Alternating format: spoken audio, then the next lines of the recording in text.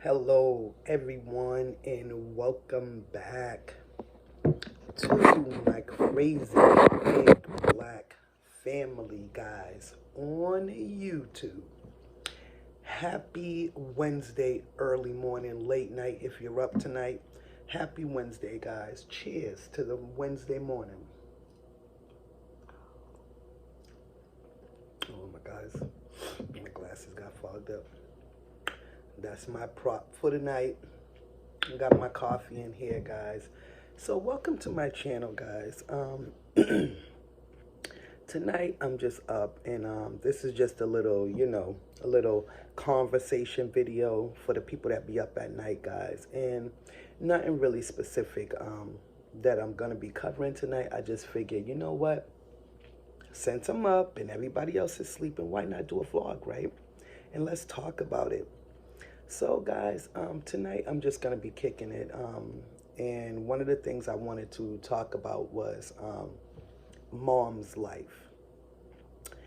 And some may say, well, yeah, let's talk about that. Some may be like, some may not even be a mom. But for the people, or dad's life, whatever you want to label it, for the people who are said titles, sometimes that title comes with a lot. Sometimes that title can be hard. Sometimes we have to work at it to produce the best children that we can produce. And I have to honestly say that I put in a lot of hard work in trying to produce the most respectful, um, educated, compassionate, loving, giving children that you can produce. And I don't say that because they are my kids. I say that because that's how I raised them. I raised them to love each other. I raised them to look out for each other. I raised them in case I'm not available to always be there for their sibling. Hey, Sean.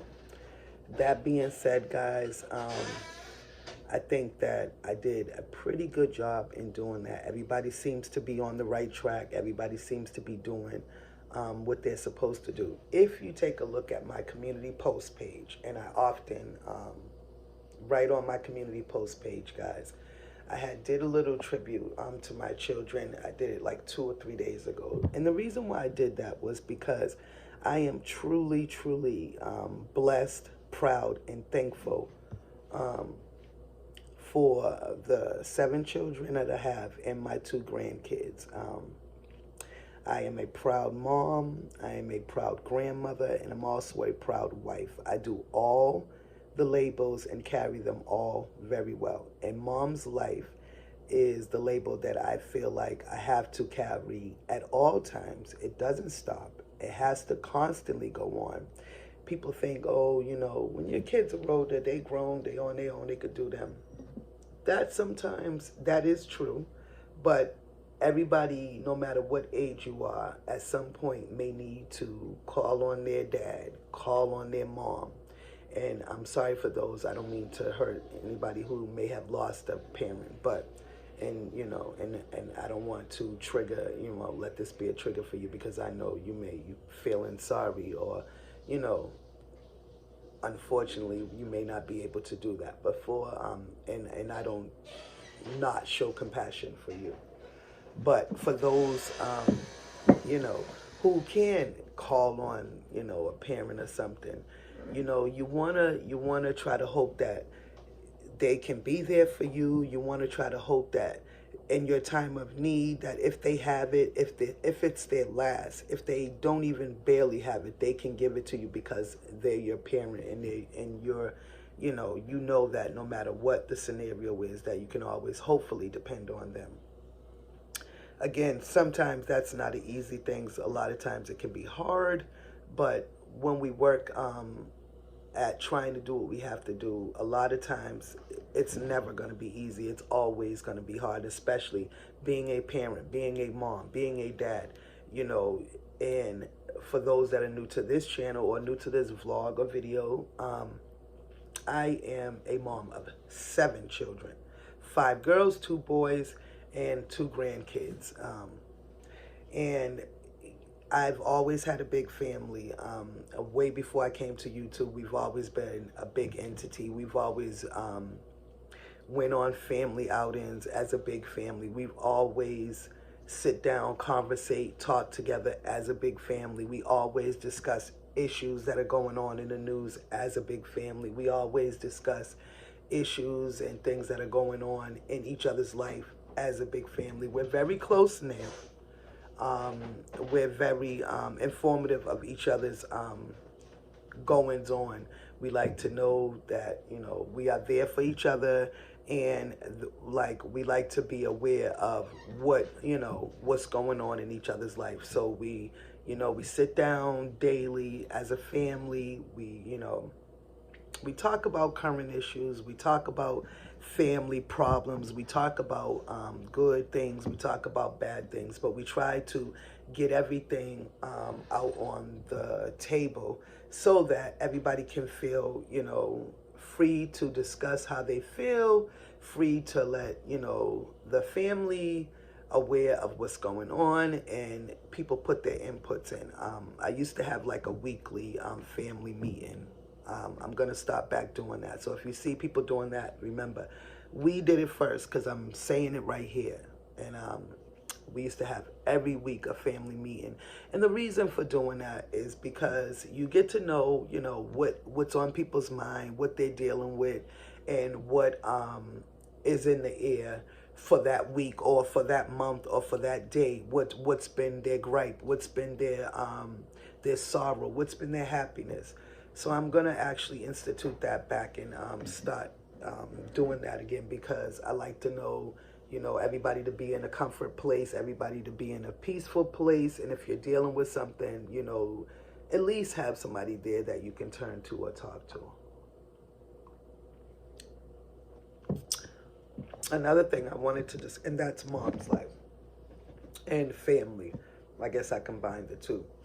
And also, like I said, I wanted to also discuss that being a mom comes with different kind of, each child that you have, multiple children, if you have multiple children, they all have their own little, you know, how they act, and their own little, you know, good days, bad days, stressful days, you know, what you want to do. And this is the one thing I do. A lot of times I sometimes don't even want to do it, but I always have an ear open, guys. You want to always have one ear open to hear and listen to what's going on with your children. You see that? That ear is wide open. I could be on the computer, I could be cooking, I could be doing whatever, but that ear is always listening to what's going on in the background, on what's going on in the family, just paying attention. Your kids talk, you want to listen. So I try to just be having that ear and that extra eye to pay attention and follow, you know, the surroundings and what's going on with my family. I try to, you know, make sure that they eat 3 times a day. I try to make sure I tell them about, you know, their health, make sure they stay up on their, you know, for the adult ones that are past 18, because right now I only have one that's under 18, and she'll be graduating this year, and she's actually working part-time as a CNA, and also going to school to be certified as a CNA. So that's the only one I have under 18 right now. So everybody else, you know, they know how to, you know, do for themselves. They know how to, you know, to provide, to take care, to be able to, you know, get what they have to get, or things like that. And what I have to do is, as when you have everybody else that's over 18, you know, you want to just try to make sure that they do, again, stay on with their health insurance, their medical things, their going to the dentist, and their mental health, their physical health, their education if they want to further it. Whatever, just make sure that they stay on top of that, because in case they need that extra push or drive, sometimes people need that, guys. that being said, another thing I wanted to also talk about, guys, was, you know, anybody that's expecting for, you know, the little curves and the little bumps that life throws you to be easy. I'm here to tell you it is expected for it not to be easy. It's expected for you to have to struggle. It's expected unless you're just born into, you know, perfectness, financial perfect, no issues, no problems, and that's kind of never the way. There's always something that may be going on in the most richest family and the most happy and content family. Behind closed doors, there could be some kind of issue. So, you know, you want to just try to work on what you got going on. You know, stay stable in your place and in your stability. Try to, you know, keep functioning in a stable manner to keep your head above the water and be able to deal with the little curves and bumps and the little nicks and knacks along the way, because there will be them. There will be those times. There will be those good days. There will be those days where you be like, you know what? I don't want to do this no more. With a lot of things, no matter what it is. But then you say, you know what? You take a deep breath, sit back and think about it, but like, okay, well, at some point I'll just figure this out, and this might really suck right now, but you know, once I get past or figure out what is the outlet to figure this out, then it would probably be okay. And most times that is, there's usually a solution to every problem. There's usually a light at the end of the tunnel, cliche or not, it really is. At some point, it has to be an end. At some point, it has to let up. Or you have to facilitate that in your personal space to make it let up. Do whatever you need to do to make it let up. And that's basically how you will be able to navigate the little quarrels and qualms of life, guys. Don't expect it to be easy. If it's hard, or if you're going through something tough, if you're going through something, you know, rough, if you're going through something and you're feeling like, man, this is too much, I can't. Well, take a deep breath. Look at the bigger picture, which is somewhere, someplace, somehow, somebody gotta be doing way worse than what you feel like you can't take. What you feel like you can't take is probably a little iota of what somebody out there somewhere else may be going through. So then you kind of like use that as a reference to, you know, to direct you to be like, okay, get up and do this. You can do this. You can do this. You can get off your ass and you can push yourself and you can do this. And basically that's what it will take, and that's what you will have to do. You will have to get that extra push, that extra pick me up, that extra whatever know-how to get past it and be like, okay, now I'm grounded. I got this. I can do this. And then move on. Sometimes that might be just as easy as it sounds, or sometimes it may be as worse and hard as it sounds, because it's like, no, it's so much harder. I have to do this, I have to do that. But then you're like, yeah, but at the end of the day, when you do this and you do that, or if you put it in a organizational manner, or if you put it in a way where you can do it step by step, little by little, however you got to do it gradually to be able to do it without getting stressed out, crazied, and all that stuff. Do that to make yourself feel better, guys. And the other thing I just wanted to say was, guys, if there's anything out there, any outlet, any resource, anything that you can do when you're on your downtime, or you're on your time and you got a lot of things on your mind and you might be stressed out, or you might just want to just take a little downtime. Find something that you feel is your solace. Find something that you feel is your go-to, that you could sit and you could just do that and you can just feel better, that you could just be like, you know what? I'm going to go ahead and do this. It's going to make me feel better. Oh, excuse me. And it's going to take away all this stuff that I'm going through. It's going to make all, you know, I can, right now, I could just focus on this. It could be sewing. It could be crafting something. It could be reading a book. Nobody really does that anymore. Read a book. Read an audio book. Listen to an audio book. Freaking go read the dictionary. Find out new words. Anything. Wash dishes. Clean your house.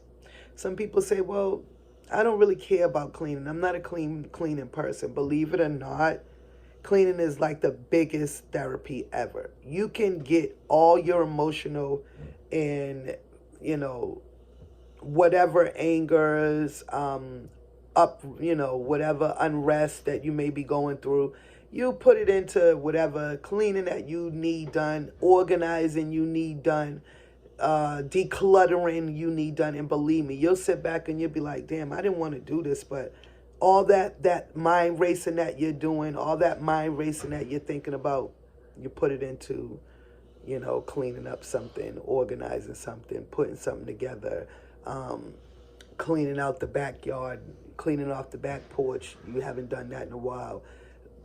Going in the basement, organizing, throwing stuff out, getting rid of stuff. It's a new year. Start something that will, help you, but also start the year off in a good way. So that's what my run to is. It's cleaning.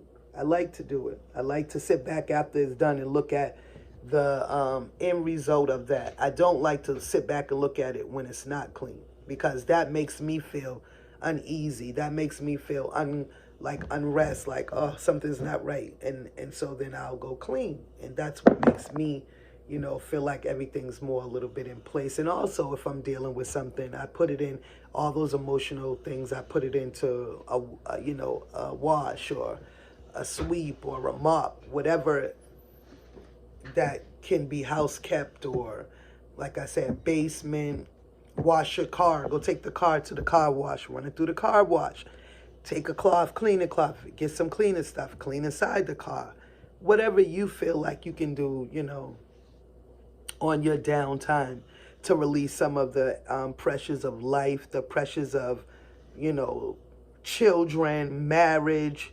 freaking whatever you might be dealing with, finances, or even happiness, just for whatever. Clean for happiness, clean for spectacular day, clean for, I just want it to look good. Because nobody ever said anything about coming to somebody's house and it was clean. But people always say something about coming to somebody's house when it's dirty. That's just a little message. So imagine if you put all those extra emotions that you got going into cleaning something, then you won't have nothing for nobody to talk about or anything. I always use that old scenario I was raised up with, always wear clean underwears, always wear clean socks, clean undergarments, always, try to have clean hygiene.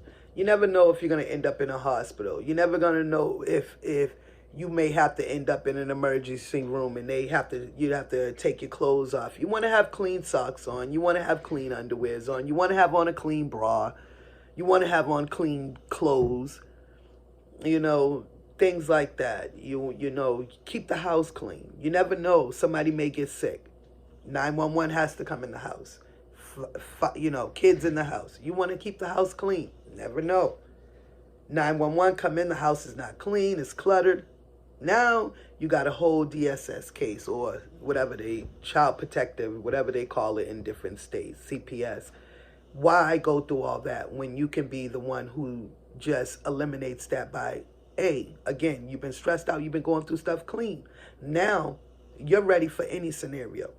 You get up in the morning, you don't feel good, you're in a bad way, things are just not in a good day today. Go take a nice shower. Get a nice warm hot shower. Take a nice bathing. Clean good. Clean your body. Take get some good nice, body wash. Take a nice shower. Clean. It always feels good to look and smell good. Nobody ever said anything bad about smelling good, but they say good things about smelling bad. So all these things are just regular things, cliche things, but things that have to work in the real world in order for you to feel good, in order for you to walk out each and every day in a good place, in a good space without, feeling any residual talk or worrying about anybody saying anything. It's good for your space. It's good for, you know, for your personal care. It's good for your health care. It's good for your emotional care. It's good for your mental care. Keep yourself up. A lot of times I may feel like I'll take my showers, I'll do all that stuff, and you may see me with a scarf on. Or you're like, well, why does she wear a scarf? But if you notice, I have a lot of scarves, and most times I'll put my scarves on. They kind of coincide with even if it's a robe that I have on. It may not be my hair with a wig on or this, that, and other, but it's appropriate to sit up on here and do this video. You know, it's appropriate. If I don't feel like putting my hair back in a ponytail, well, take a nice shower, grease my scalp, grease my hair, put a nice matching scarf on. It's nothing wrong with it. But I feel good because I took a nice shower. I felt good. Put on clean clothes. I feel good because I brushed my teeth. I cleaned my ears. I washed up. I did all that stuff. When you feel bad, those things can kind of make you feel good. So that, you know, are all the things, guys. And a lot of these things, you know, are not needed to be said. But sometimes they are needed to be said because somebody somewhere may need to hear that. They might be laying somewhere in a rut like, ugh. This is just not the day. I'm not trying to get out this bed today. This really sucks. I don't want to do this. And then you're like, you know what? This video might come on. And you're like, forget that. I'm getting up. I'm going to go in here. I'm going to take this shower. I'm going to put my cream on my face. I'm going to take me, you know, a nice little me time. Put my music on. Ask Alexa to play some relaxing music if you have one. Go on YouTube, play some relaxing music, calming music. Put in the bathroom, in the shower, you know, portable speaker, whatever, and just vibe out and get yourself in your personal space and in a place that makes you feel good or, you know, up to par with what's going on. That's all I got for you guys tonight, guys, on a late night. But that was a lot. It covered a lot, and maybe it made somebody feel good tonight.